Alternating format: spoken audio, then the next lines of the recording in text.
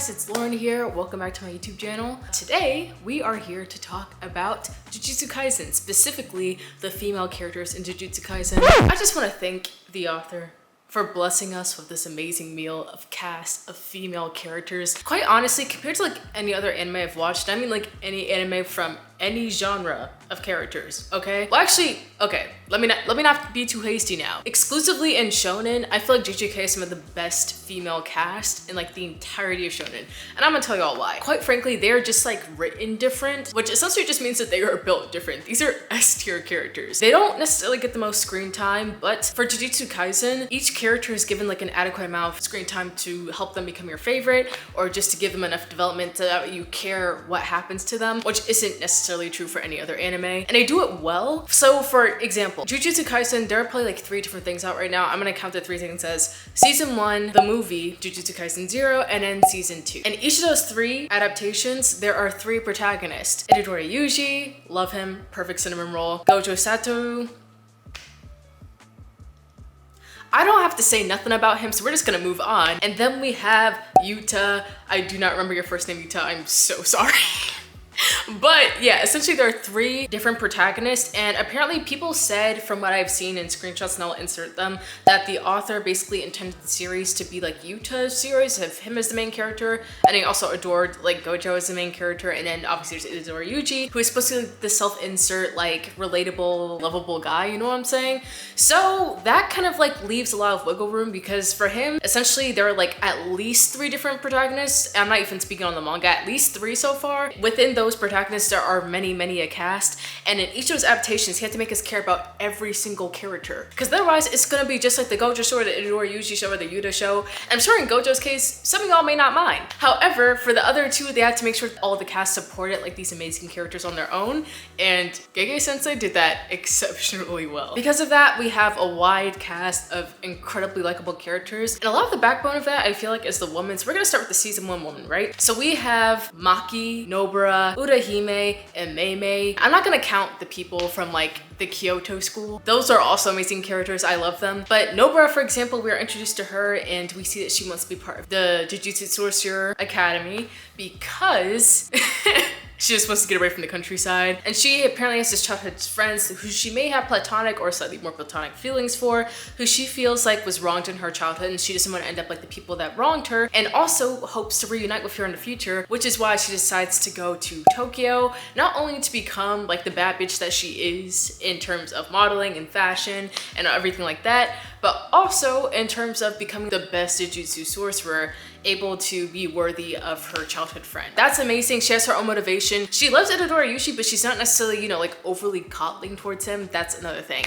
Now, Maki also has her own motivation. I fucking love Maki as a character. Obviously, we had that whole episode dedicated to like the woman of season 1 of Jujutsu Kaisen. That shit was fucking phenomenal. And Maki showed out in that episode, and so did her fucking backstory. I actually felt tears in my eyes watching it. Sibling stories in anime, 100%. Maki's motivations are essentially to become the head of her clan, so that way she can live her life freely as she wanted to, because obviously her and her twin sister Mai grew up as lower class people within their clan because they are twins, and twins are considered bad luck. However, Maki was like, you know what, I'm more than this. Like, I love my sister, but I want to be strong and I want to become the head of this clan so we could be taken seriously and we could live the lives that we please. Motherfucker laughed at her. She said, all right, bet. Let's do this. And I know a bit of spoilers, so I'm not gonna go into it, but yeah, basically she did her due. She did what she needed to do, and it was excellent. So she has her own motivation. Again, motivation decentered from the main character of the story. Not only does it help fill in the gaps of the world, but it also just helps like flesh her out as a character and help us like appreciate her as the queen that she is. We're gonna move on to Urahime for a bit in season 2. I think the standout characters in season 2 so far for me, woman, because I rewatched the first episode a million times. I'm sure I'm not the only one. But Meimei, Shoko, Urahime, those are basically the 3 in the first episode, and I love them so much, especially Meimei and Urahime, because we basically got more of a depth to their character. Because before, you could say that Urahime was sort of like the same as a lot of other female characters you've seen in shonen. She had like a tsundere-like disposition towards one of the protagonists or well-liked characters in the series, Gojo. I don't even know if like the author's trying to create like the romantic tension, but essentially her whole character was centered on her aggravation with Gojo, and it kind of shows how like, I guess most of the normal, if you could call any of them the normal Jujutsu Sorcerer world felt about Gojo and his personality. However, in this single episode, the author managed to flesh her out so much. Gege gave Urahime basically that whole like studious background. She wants to become the best she can be. We can tell that she's very studious and dedicated to like her work and dedicated to getting better. And it made us basically adore her within the first episode. Honestly, I thought she was going to be the lead for like a couple episodes, and I was completely fine with that. Like, girl was so adorable and likable just from her dedication and her intelligence too, because she was able to figure out what was going on in the house along with her TA. I don't even know exactly what Mei Mei's role was in that, but again, we don't even know as much about Mei Mei too, but again, we see her own personal motivations that deviate from any of the main character male cast. She constantly does jobs for money, and we don't yet know the motivation for it if you're anime only like I am. However, like, it does help create intrigue, and we know that she essentially does have a life outside of the world of the Jujutsu Sorcerer school. And so, like, I don't know, that just adds a lot more depth to it. Also, she was such a badass in this episode because we see that not only is she like a great sorcerer, which we got to see in the Jujutsu Kaisen Zero movie as well, but she's also like really good at, she's just a really good teacher. She was so cool, calm, and collected as she moved throughout everything. Her skill to assess the situation is amazing. She seems entirely self-assured. Honestly, just completely likable character. She gives like assured, like, I've been through this shit before sensei, and it's just, it works for her. It works for her completely. Oh yeah, Shoko as well. Shoko is also brilliant. I love her because she's just that chill side character who don't give a fuck about a single fuck about anything that's going on. And again, I love her female character and the way that Gege wrote her, because even though we don't know much about her, we know she exists in a world outside of Gojo and Geto because she basically just chills, vibes with them, they're close friends, but obviously she's not overly centered in on their affairs. Like, she's like out there living her own life, studying for med school, wherever the fuck it is that she's doing, and also studying her sorcery. So that is awesome. Now finally, Shoko. Shoko honestly fully cemented the fact that like Gege really knows how to fuck to write these female characters. Kashoko, she comes in, she's like a middle school girl. You expect her to be the type to fangirl or to like, I don't even know, be like entirely like overly grateful, and her demeanor to be a little more, you know, like mellow and shy, especially after Geto, Suguru, he saves her from the fall. However, literally episode 2, as soon as she opens her mouth, the first thing she says is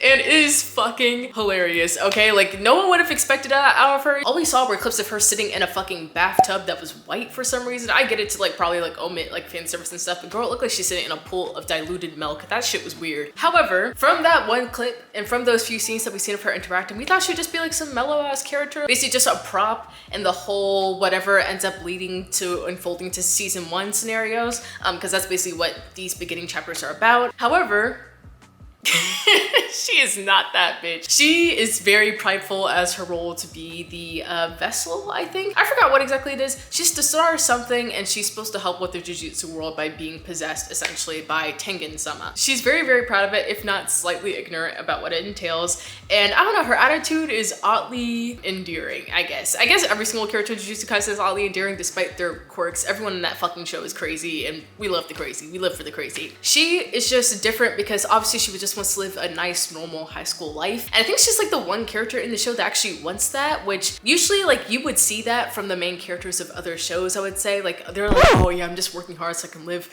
like a normal life. That's really the entire purpose of the main character of Hell's Paradise. Like, they're working hard in order to live a normal life. Her, like, she's basically fits into that character trope. However, she is a slightly more aggressive female character who is still very, very young. And also she's one of the few exceptions that wants that in the world of Jujutsu Kaisen, where everyone's basically wants to be a Jujutsu sorcerer and live that kind of life. I think the few other characters that want that are like Mai, obviously Maki's twin sister, and Nanami to a certain extent, but also like not really. Homie just wants to be able to clock out whenever he wants to. He just wants money and to live like a relatively okay life. Like, I don't even know, and I respect it. I fucking respect it, A. Not to say, in sum, all of these female characters have their own personal motivations. That makes them freaking incredible. Because usually what you would see in other shonen animes is the female character, even if they do have their own motivation, it somewhat aligns with what the main character wants, like the MC, whether that's Itadori, whether that's Yuta, whether that's Gojo. Like, literally they always want something that aligns with that main character. Or when they fight for the sake of helping the main character. However, like, I think what Jujutsu Kaisen has done really well in like the first 3 releases, adaptations of the manga, is that they show the female characters fighting for a reason that is basically for themselves. Like, it has nothing to do with their main character male counterparts, nothing, none of that. They have their own lives outside of them, and they happen to be fighting alongside them, but for an entirely different goal. And when they fight, they don't think about the male main characters. They think about themselves and what they want. And I think this is literally the best fucking thing. Like, you don't even see like flashbacks, like glancing back to like what a male character has said. I think the only one who's done that is Megami to like Gojo, but that makes sense because Gojo's basically like his like pseudo dad, guardian, whatever the fuck he is, wonky uncle. They don't get that kind of weird flashback that basically makes their entire purpose to be, or like their entire reason of being and like who they are today, a result of their main character male counterparts. And I think that's fucking amazing. I want to add that the thing that also helps the girls' individuality is knowing that the male characters also aren't Mary Sue's, or they all have their own quirks that make them very unique and lovable, but also intolerable to the female cast.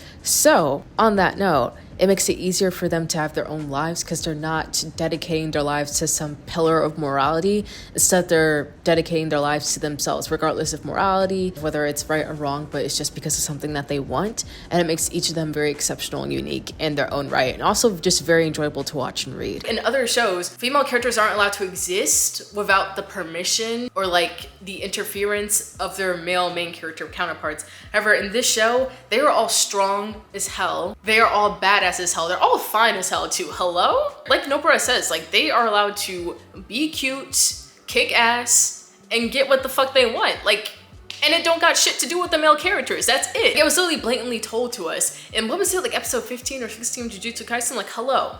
完璧も理不尽も答える義務がどこにある男がどうとか女がどうとか知ったこっちゃねえんだよてめえらだけで勝手にやってろ They ate. They truly ate, just to like acknowledge that amount of effort. There's a lot of gushing over the male characters in Jujutsu Kaisen, and yes, they're fucking amazing as well. They have great, interesting powers. There's a great structure system. But when it comes to the female characters of the show, I think they do a lot to help build up the world and help all the main characters actually feel like real people. Because when you operate in real life, not every single person, most people actually, women don't operate with the assumption that, yeah, I'm doing this because a dude in my life, like I want to do what's best for him, so I'm doing what I'm doing to help him. Like, that's not how people work. That's simply not how people work. I'm sorry, that's not how women work. So it's good to see that. And not only does it help like flesh out the female characters, but Gege was actually really smart about this because each of the female characters and their personal motivations also help expand the world of Jujutsu Kaisen, right? Nobara exposes like the countryside, that hey, like curses exist in the countryside. And then there's Maki, who kind of shows the clan dynamic, which Megami is also part of, but not actually a part of because he's a Fushiguro, like not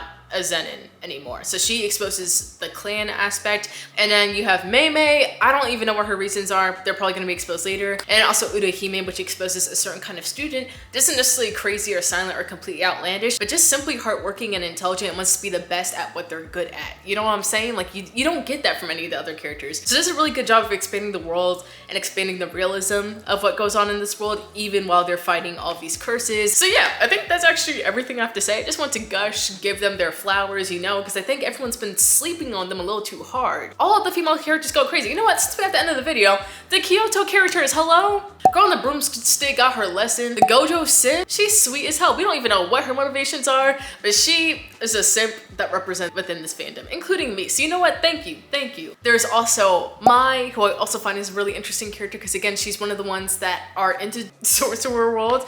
However, she doesn't want to be in it. She has to because her sister wants to be a part of it, and they're like, hey, if your sister's doing it, you do it. It's a classic parent tactic. It's foul. It's foul. I feel for you, Mai. Great. Love that. Gave them their flowers. I'm gonna call it that. Shout out to Megan Thee Stallion. She's the reason why I made this shit. Anyways, thank you all so much for watching. If you like this video, make sure to like, comment, and subscribe. Follow me on all my medias. They're always linked down below. And I'll see you all in the next one. Bye-bye.